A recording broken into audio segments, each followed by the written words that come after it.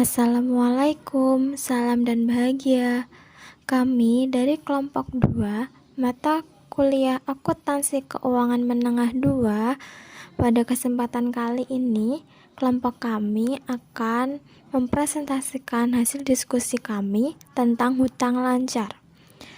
Sebelum masuk ke materi, izinkan saya untuk memperkenalkan anggota kelompok kami, yaitu Prasetyo Saputra NIM 205, Al-Hikni Bisolihin NIM 212, Andin Dias Listiawati NIM 215, Nurmiati NIM 221, Wahyu NIM 227. Baik, utang lancar yang akan kita bahas kali ini adalah utang pajak, pendapatan diterima di muka, kewajiban kepada employee, utang garansi, serta utang bersyarat. Yang pertama, utang pajak penjualan atau PPN. Barang dan jasa yang dibeli atau diperoleh akan sering dikenai pajak atas barang dan jasa atau pajak pertambahan nilai.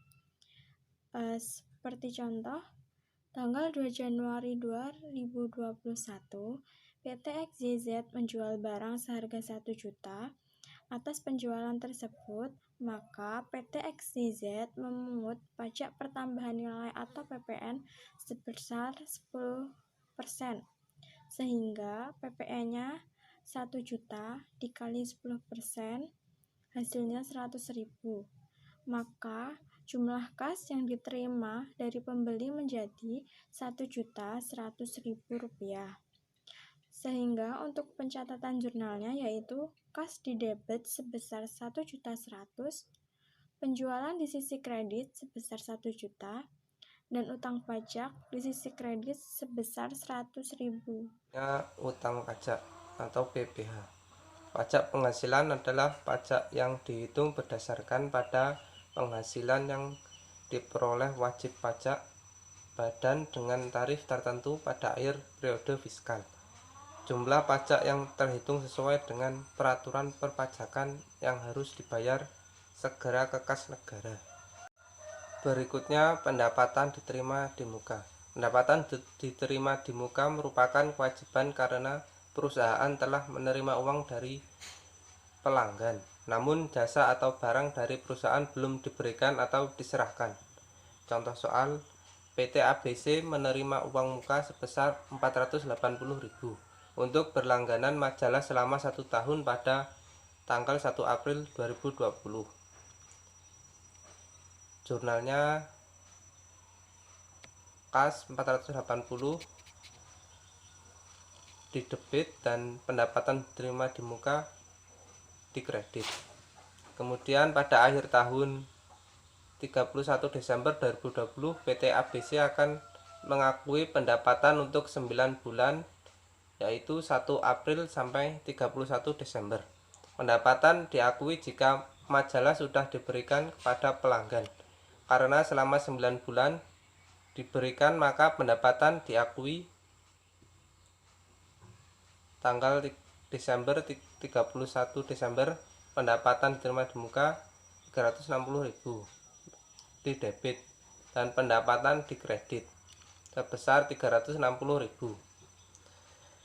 Pencatatan pendapatan diterima di muka pada saat sudah habis masanya Maret tanggal 31, pendapatan diterima di muka sebesar 120.000 di debit dan pendapatan di kredit sebesar 120.000. Baik, saya akan melanjutkan penjelasannya. Tarif lembur diperhitungkan dengan cara lembur untuk jam pertama hari kerja dihitung sebesar 1,5 kali dari tarif normal.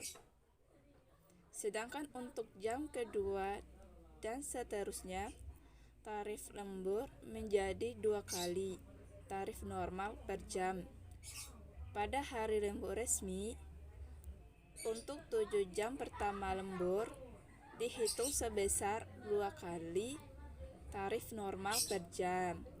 Sedangkan jam ke-8 dan seterusnya sebesar 3 kali tarif normal per jam. Contoh, setiap bulan tanggal 28, PT Sempurna membayar gaji dan upah karyawan sebesar 160 juta, dipotong pajak perhitungan sebesar 12.500.000. Pasal saat tanggal 28 Januari debit beban gaji dan upah sebesar 160 juta. Kredit utang gaji dan upah sebesar 147.500.000 dan kredit utang PPh 12.500.000. Pada saat gaji dibayar 29 Januari, utang gaji dan upah didebet sebesar 147.500.000.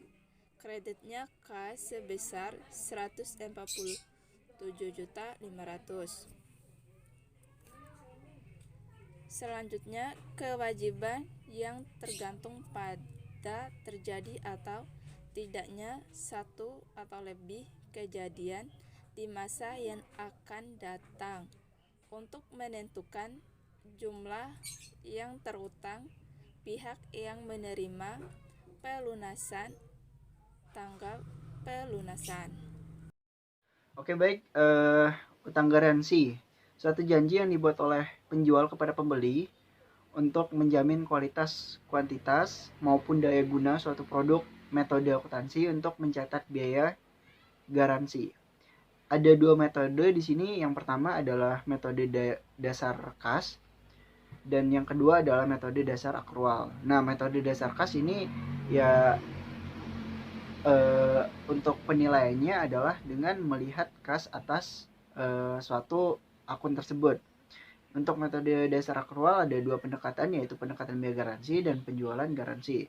Contoh, perusahaan situ selama operasi tahun pertamanya yang berakhir tanggal 31 Desember 2020 berhasil menjual 100 buah mesin jahit dengan harga 1 juta.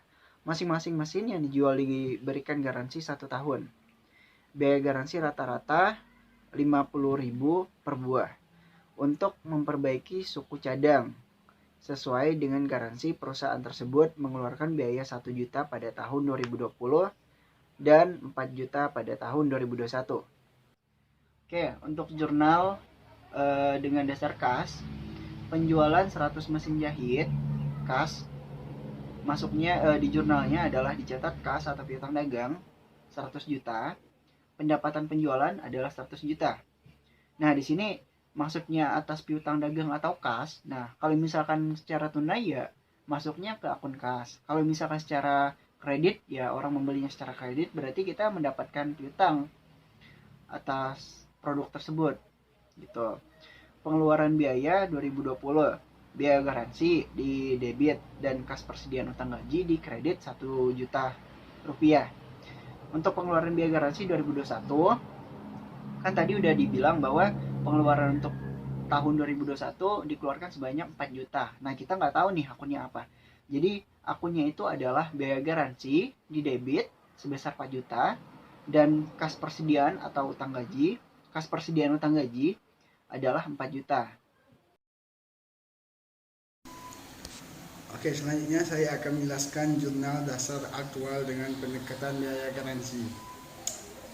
Yang pertama ada penjualan 100 mesin jahit, kas atau piutang dagang masuk di debit yang berjumlah 100 juta, sedangkan pendapatan penjualan masuk di kredit berjumlah 100 juta. Yang kedua ada pengeluaran biaya 2020. Biaya garansi masuk di debit sejumlah 1 juta dan kas persediaan utang gaji masuk di kredit 1 juta. Pengakuan taksiran utang garansi 31 Desember 2020. Taksiran biaya garansi 100 dikali 50.000 berjumlah 5 juta. Pengeluaran biaya garansi tahun 2020 berjumlah 1 juta. Jadi di jumlah taksiran utang garansi berjumlah 4 juta. Biaya garansi 4 juta masuk di debit, utang garansi 4 juta masuk di kredit. Pengeluaran biaya garansi 2021, biaya garansi masuk di debit berjumlah 4 juta, sedangkan kas persediaan utang gaji masuk di kredit berjumlah 4 juta. Sekian presentasi dari kelompok kami. Atas perhatiannya kami ucapkan terima kasih. Saya tutup, wabillahi taufiq wal hidayah. Wassalamualaikum warahmatullahi wabarakatuh.